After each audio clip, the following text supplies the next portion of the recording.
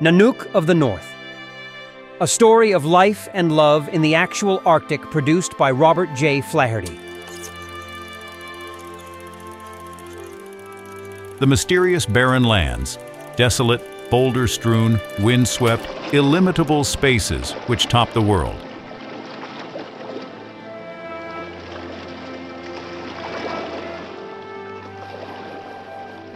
The sterility of the soil and the rigor of the climate no other race could survive. Yet here, utterly dependent upon animal life, which is their sole source of food, live the most cheerful people in all the world, the fearless, lovable, happy-go-lucky Eskimo.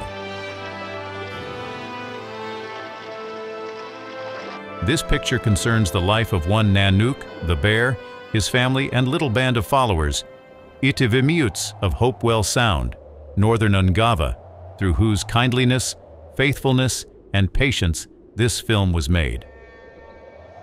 The hunting ground of Nanook and his followers is a little kingdom in size, nearly as large as England, yet occupied by less than 300 souls.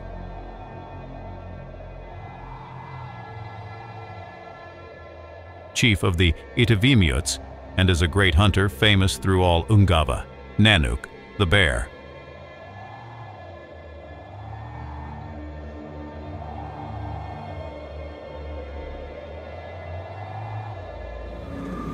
Nyla, the smiling one.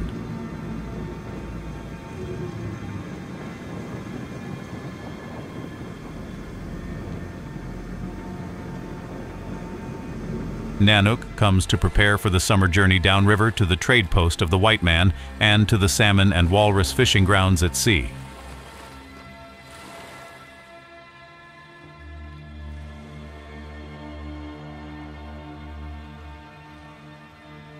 Nanook.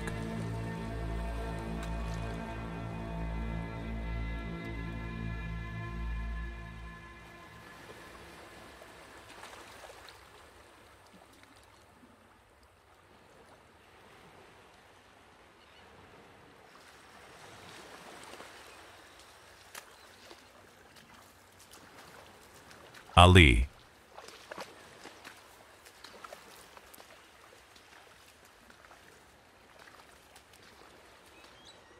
Nyla.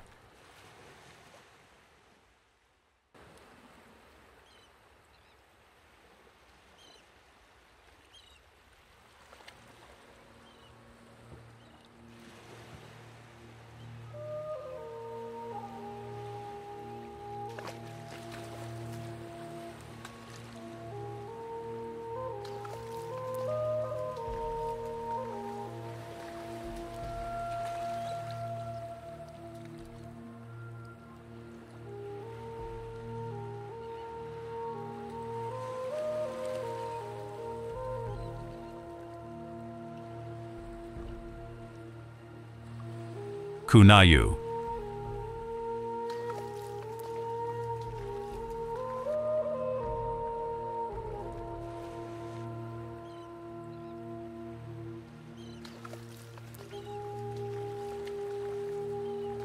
And Comoc.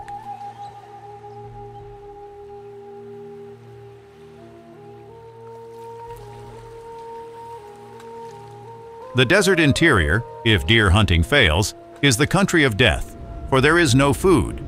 Even moss, upon which the deer depend, and which the Eskimo use for fuel, grows only in patches here and there. This is the way Nanook uses moss for fuel.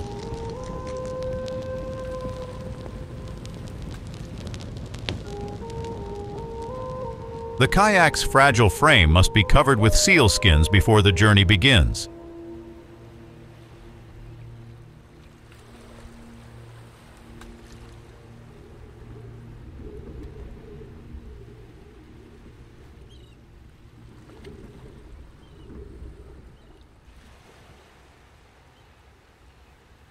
The long trek to the river.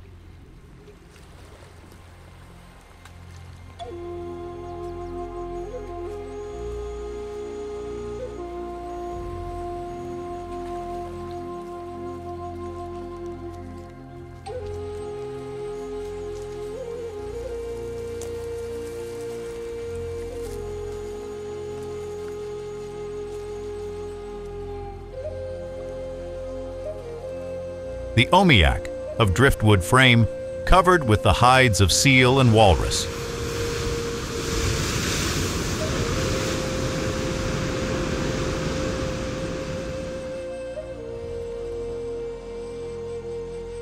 On harpoon points, boots of sealskin drying in the sun.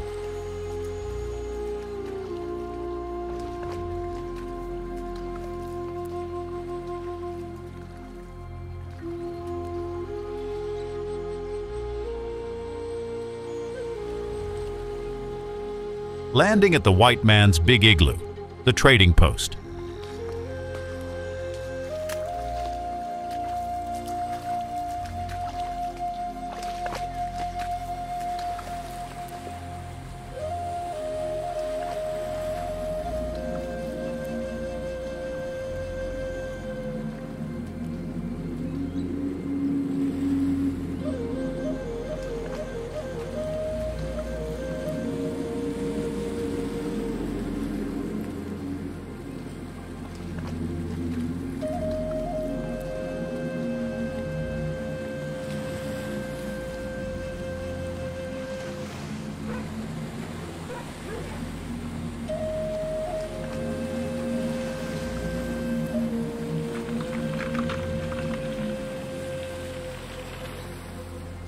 Nanook's hunt for the year, apart from fox, seal, and walrus, numbered 7 great polar bears, which in hand-to-hand encounters he killed with nothing more formidable than his harpoon.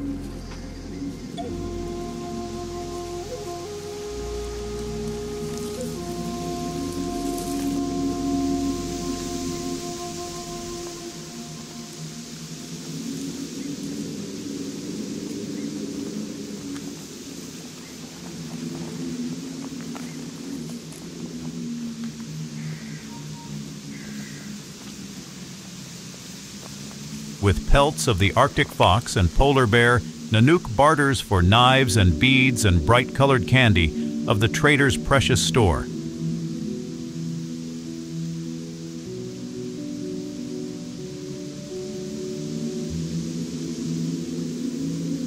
Nanook proudly displays his young huskies, the finest dog flesh in all the country round.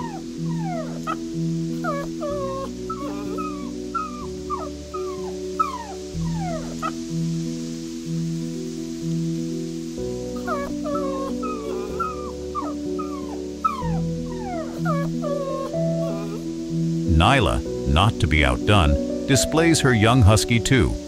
One rainbow, less than 4 months old.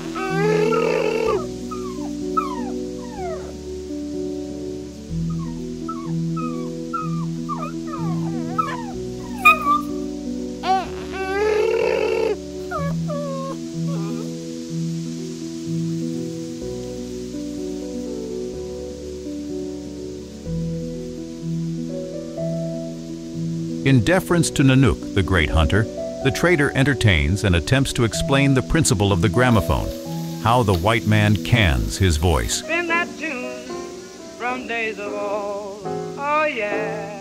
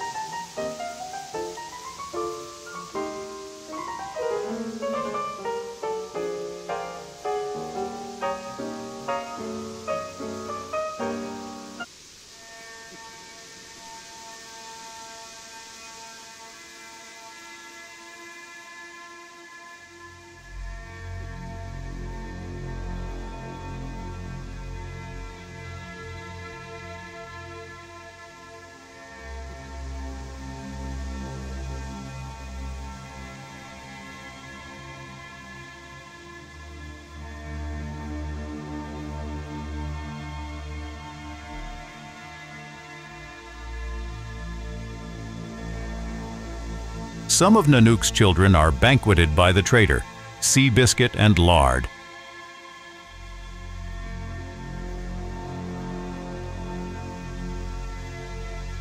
But Allakariallak indulged to excess, so the trader sends for castor oil.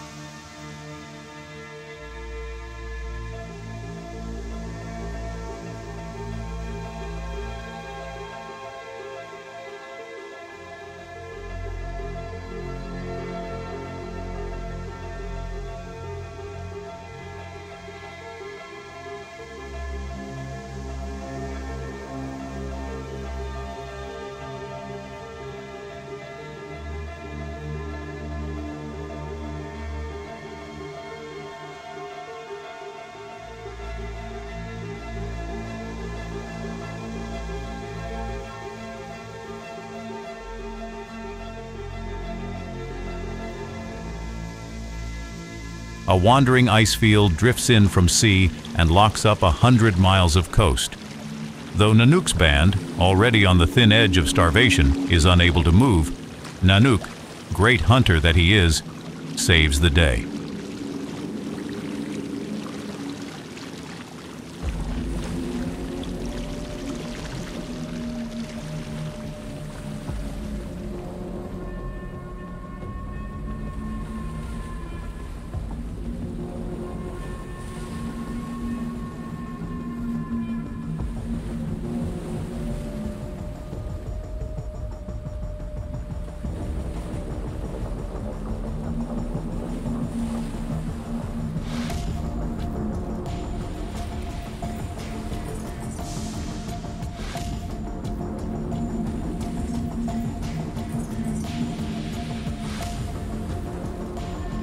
Upon his skill in traversing dangerous flows, his success depends.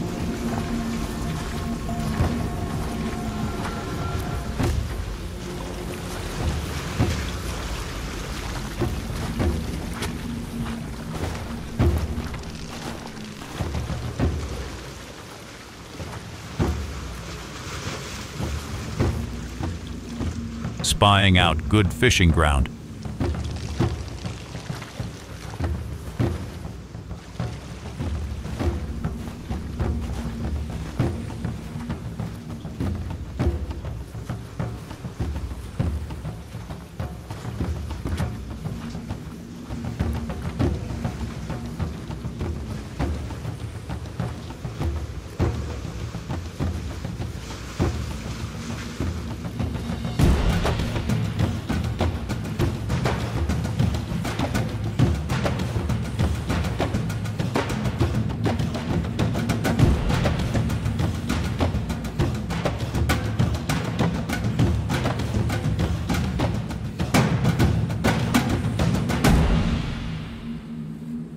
No bait. Instead, a lure of 2 pieces of ivory, jigging at the end of a seal hide line.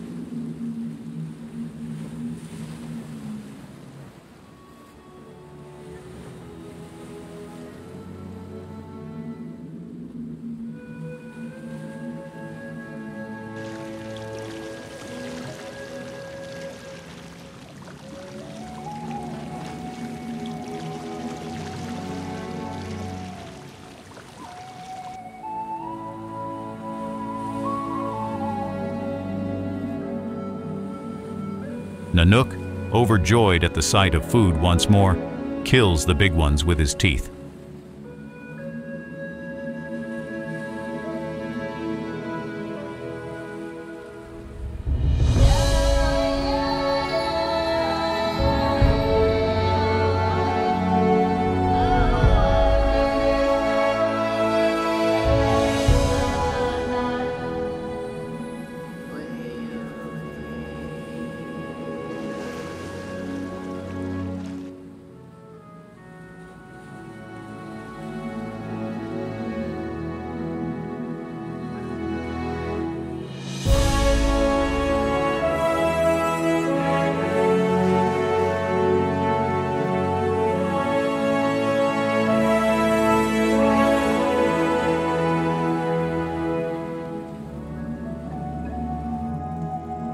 His day's catch.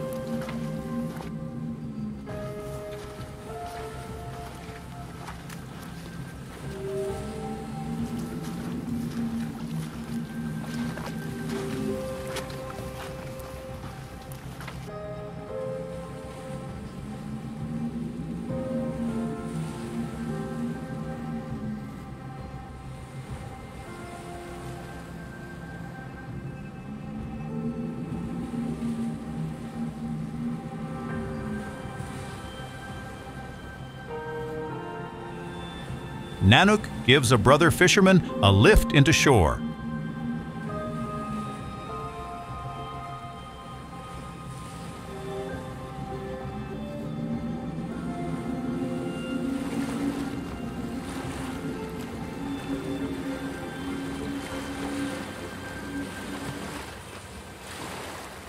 The sea is once more free of ice and the salmon gone.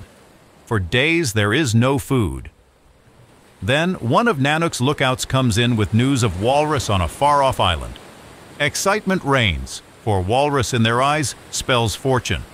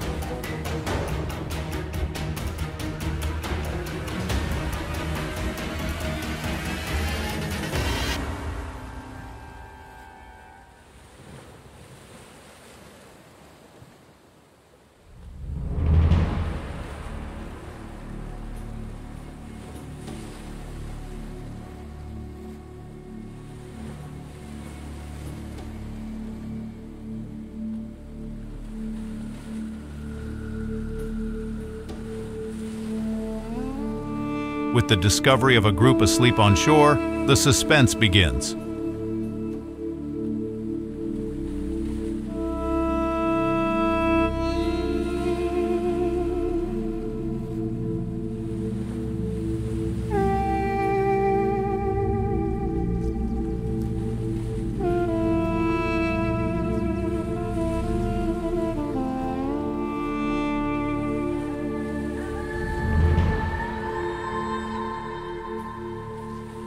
A sentinel is always on watch, for while walrus are ferocious in water, they are helpless on land.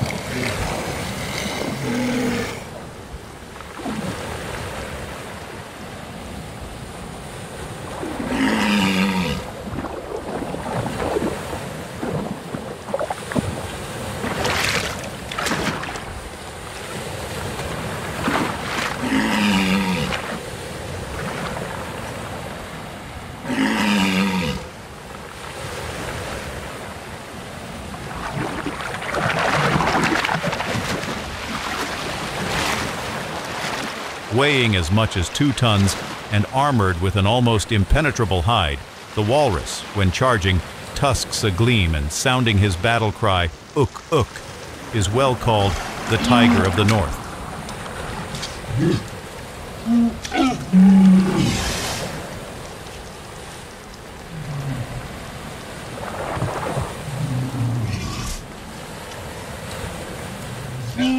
While the angered herd snorts defiance, the mate of the harpooned walrus comes to the rescue, attempts to lock horns and pull the captive free.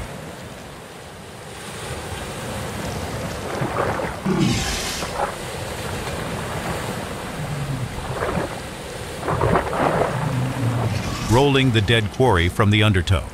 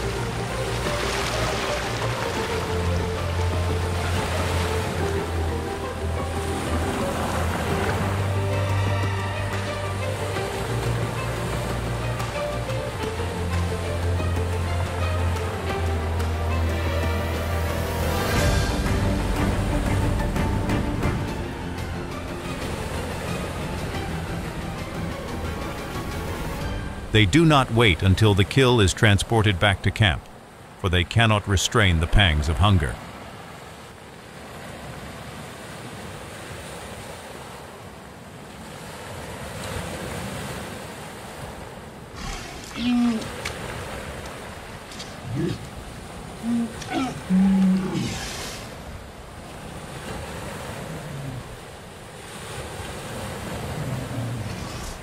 Winter.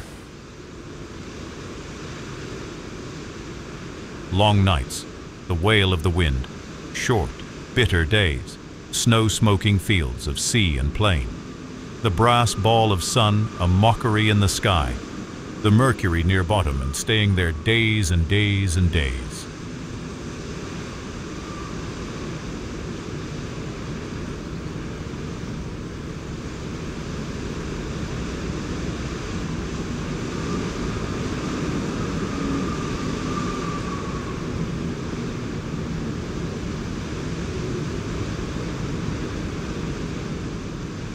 Nanook, seal hunting bound, becomes involved in the giant rough ice fields at sea.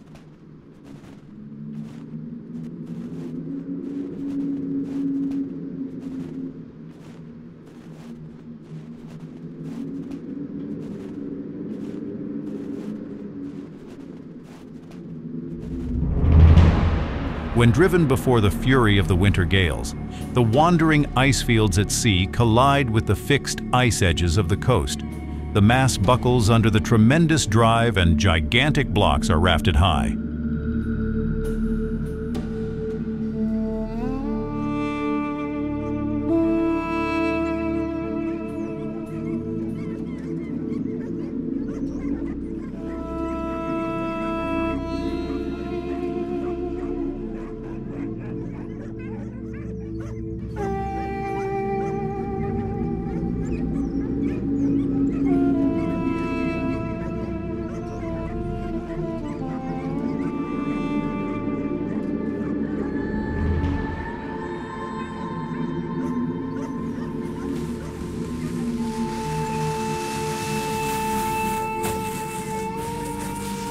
Among these chaotic wastes, 2 miles or less, is often a weary day's sledging.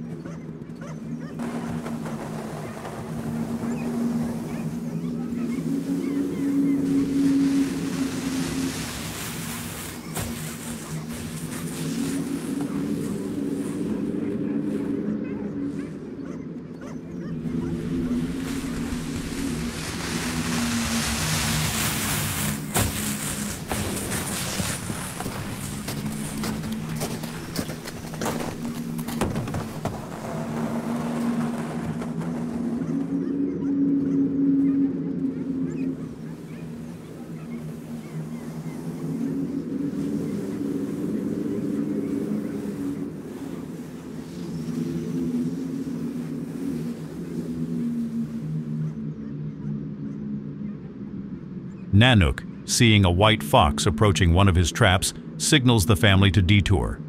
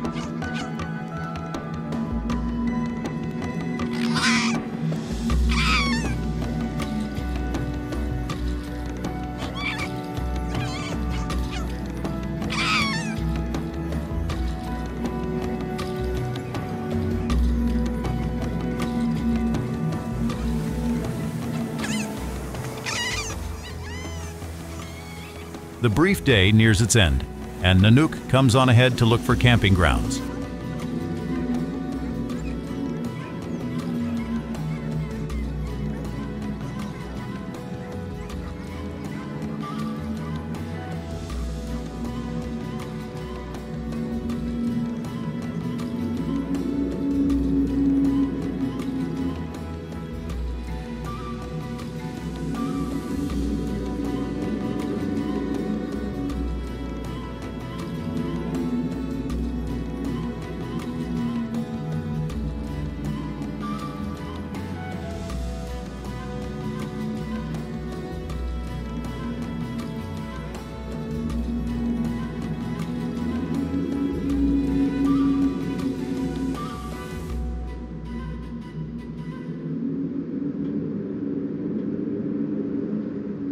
Deep snow, packed hard by the wind, makes good ground for building the igloo, the snow dwelling of the Eskimo.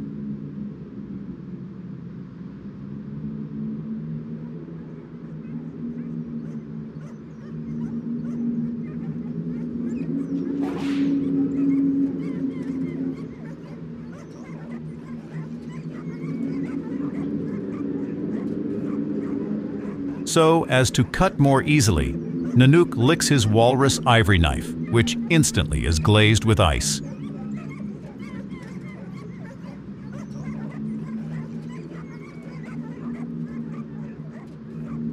While father works,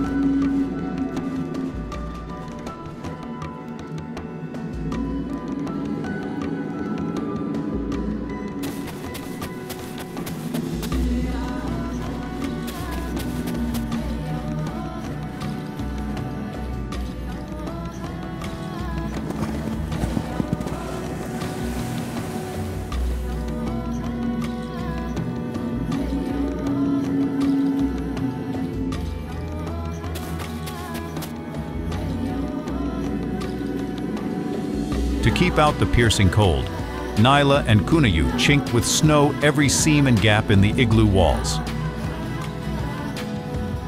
To the babies, igloo building is a bore.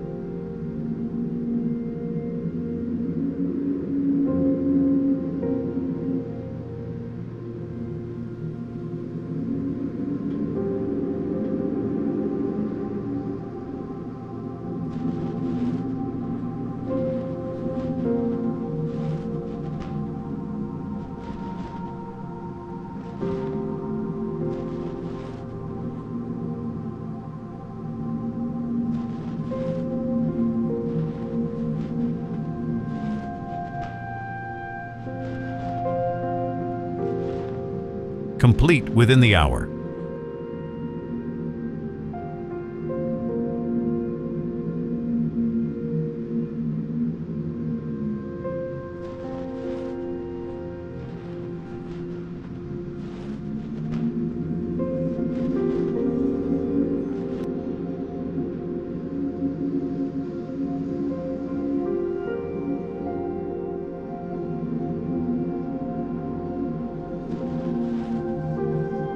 Now, only one thing more is needed.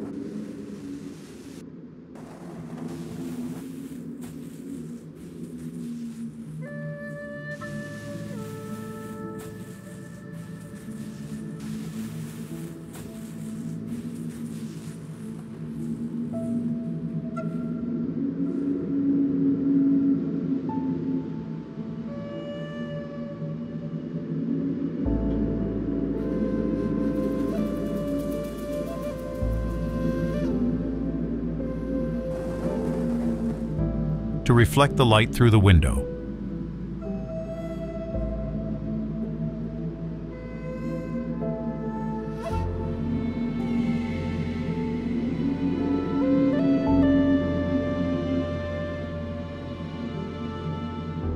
From the inside, Nyla cleans her brand new ice window.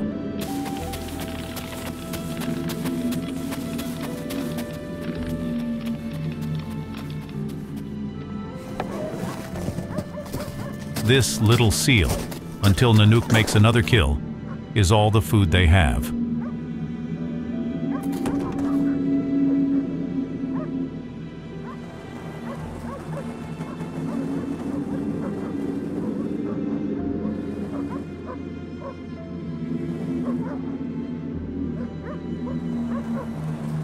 A few robes of bear and deer skin, a stone pot and stone lamps is the list of their household belongings.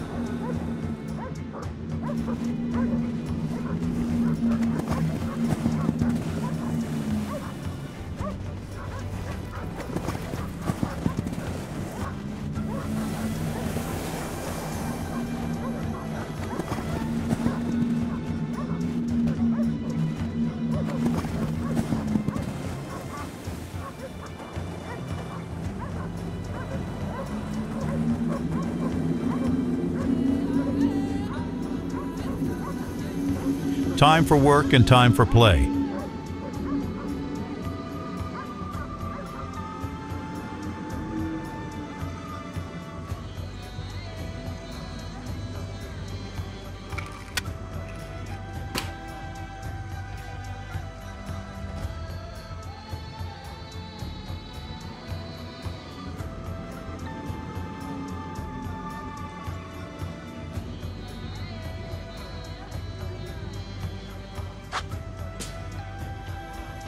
To be a great hunter like his father.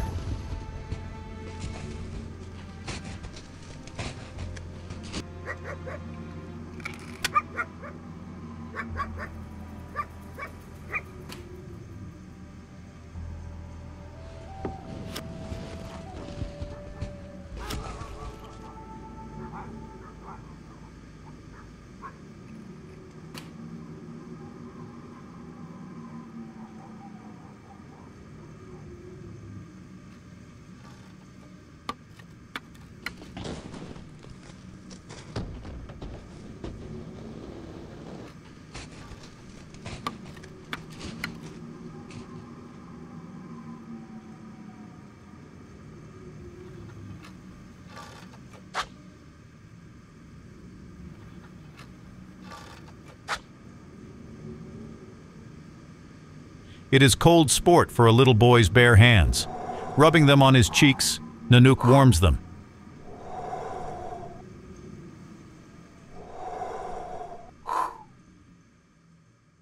The hearthstone of the Eskimo. Seal oil for fuel, moss for wicking, a stone pot for melting snow. The temperature within the igloo must be kept below freezing to prevent the dome and walls from melting. Morning.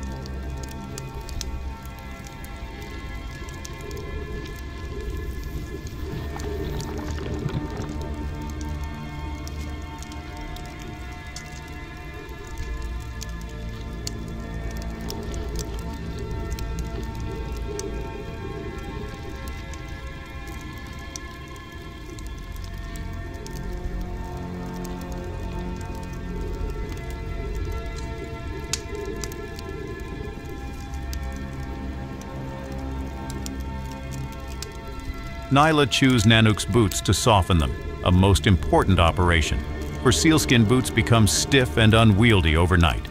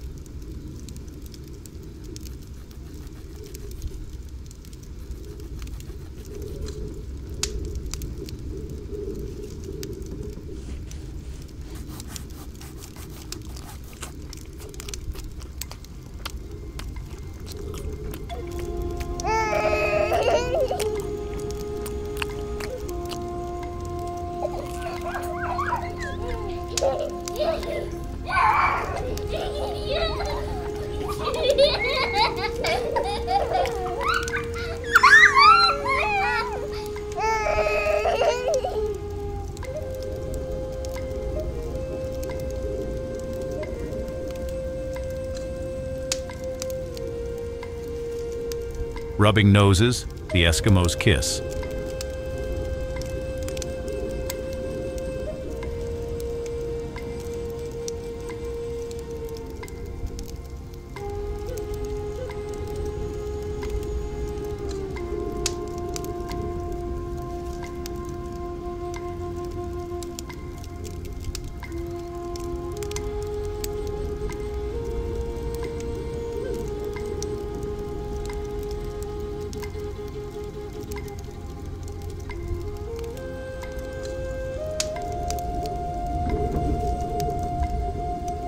Breaking camp, Nanook and his family, ever on the quest for food, prepare to start for the sealing grounds at sea.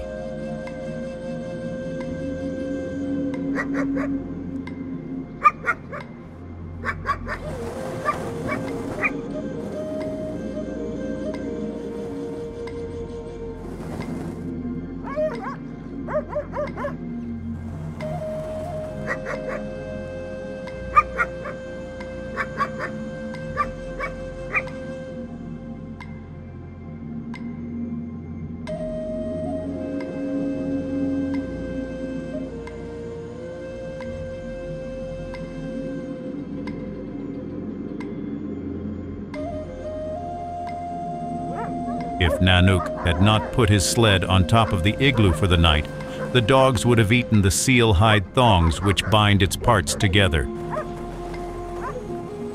As Arctic snow is dry as sand, the sled runners must be glazed with ice to make them slide easily.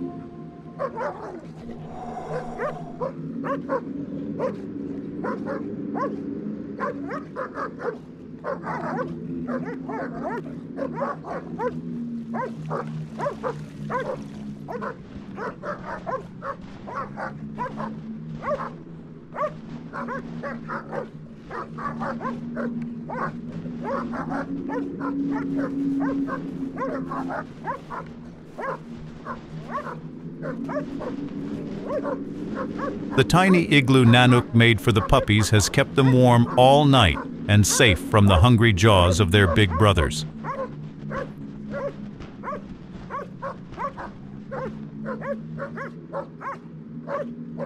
The puppy rides in Kunayu's hood during the day.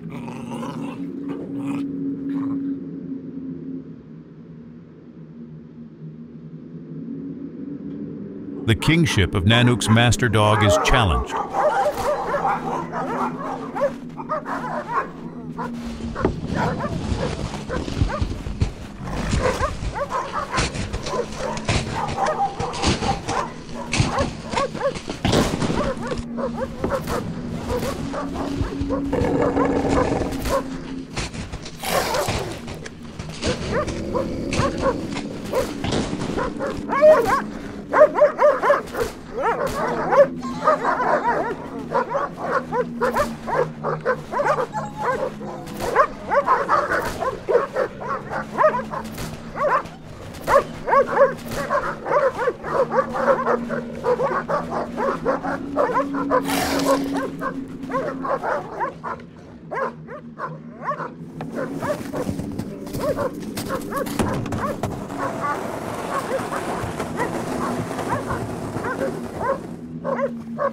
On the vast ice fields of frozen sea.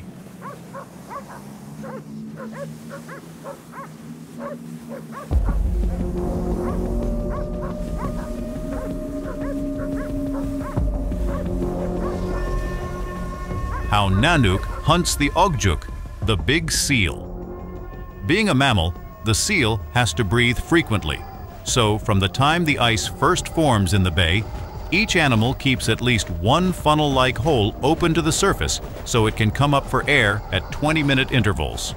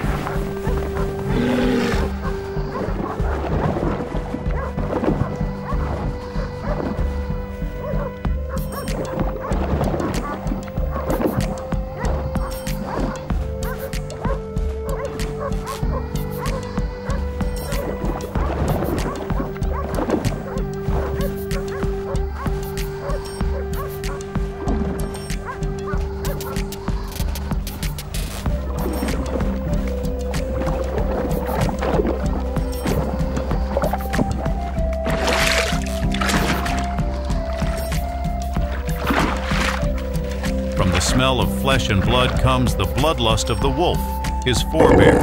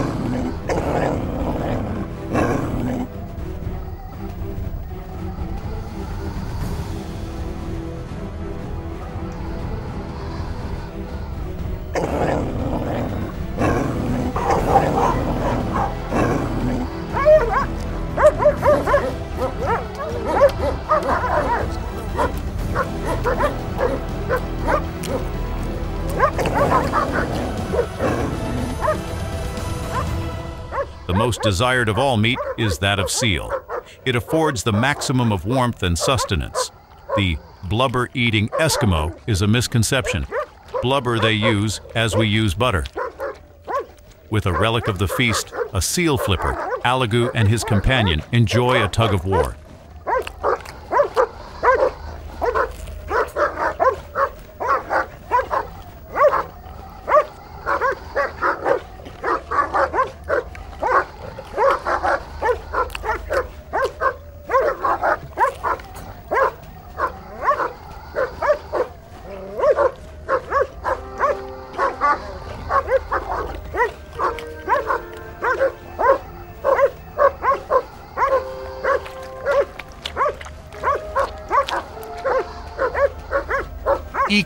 Iki, very cold.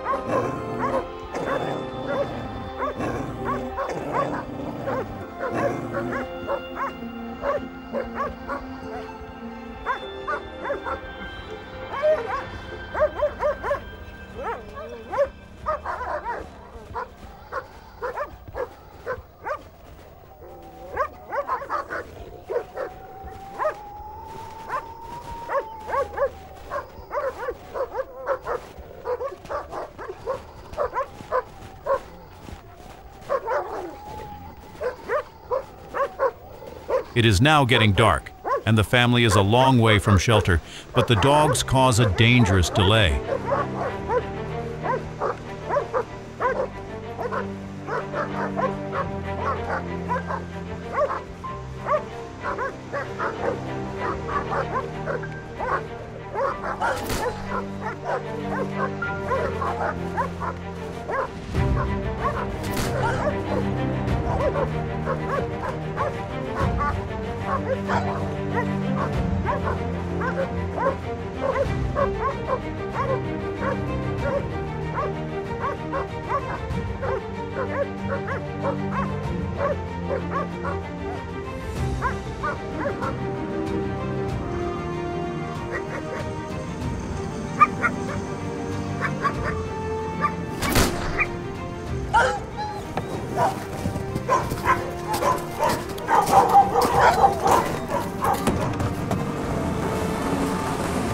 By the time the team is straightened out, a threatening drifter drives in from the north.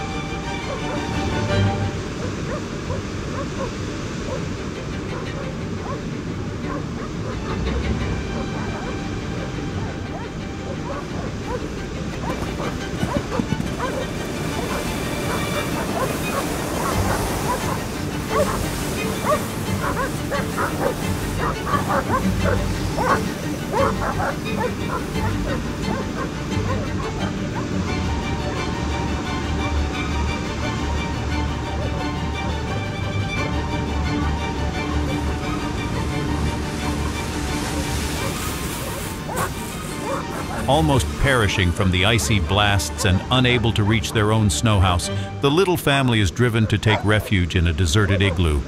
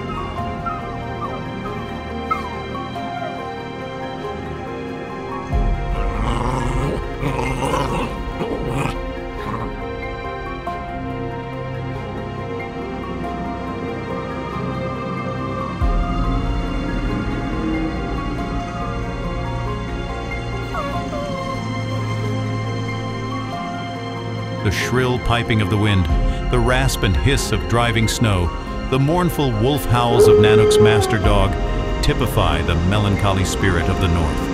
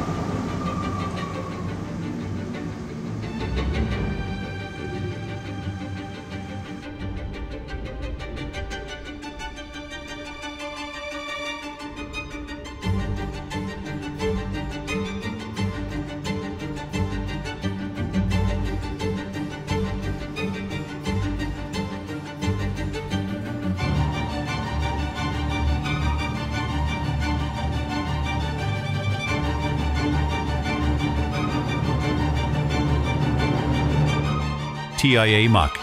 The end.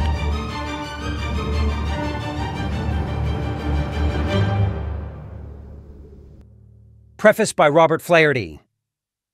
This film grew out of a long series of explorations in the North, which I carried out on behalf of Sir William Mackenzie from 1910 to 1916. Much of the exploration was done in journeys lasting months at a time, with only 2 or 3 Eskimos as my companions. This experience gave me an insight into their lives and a deep regard for them. In 1913, I went north with a large outfit. We wintered on Baffin Island, and when I was not seriously engaged in exploratory work, a film was compiled of some Eskimos who lived with us. I had no motion picture experience, and naturally the results were indifferent. But as I was undertaking another expedition, I secured more negative with the idea of building up this first film. Again, Between explorations, I continued with the picture work. After a lot of hardship, which involved the loss of a launch and the wrecking of our cruising boat, we secured a remarkable film. Finally, after wintering a year on Belcher Islands, the skipper, a Moose Factory half-breed, and myself got out to civilization along with my notes, maps, and the films. I had just completed editing the film in Toronto when the negative caught fire and I was minus all. The editing print, however, was not burned and was shown several times, just long enough to make me realize it was no good. But I did see that if I were to take a single character and make him typify the Eskimos as I had known them so long and well, the results would be well worthwhile. I went north again, this time solely to make a film. I took with me not only cameras, but apparatus to print and project my results as they were being made, so my character and his family could understand and appreciate what I was doing. As soon as I showed them some of the first results, Nanook and his crowd were completely won over. At last, in 1920, I thought I had shot enough scenes to make the film and prepared to go home. Poor old Nanook hung around my cabin, talking over films we still could make if I would only stay on for another year. He never understood why I should have gone to all the fuss and bother of making the big Aggie of him. Less than 2 years later, I received word that Nanook had ventured into the interior hoping for deer and had starved to death. But our big Aggie, become Nanook of the North, has gone into most of the odd corners of the world, and more men than there are stones around the shore of Nanook's home have looked upon Nanook, the kindly, brave, simple Eskimo.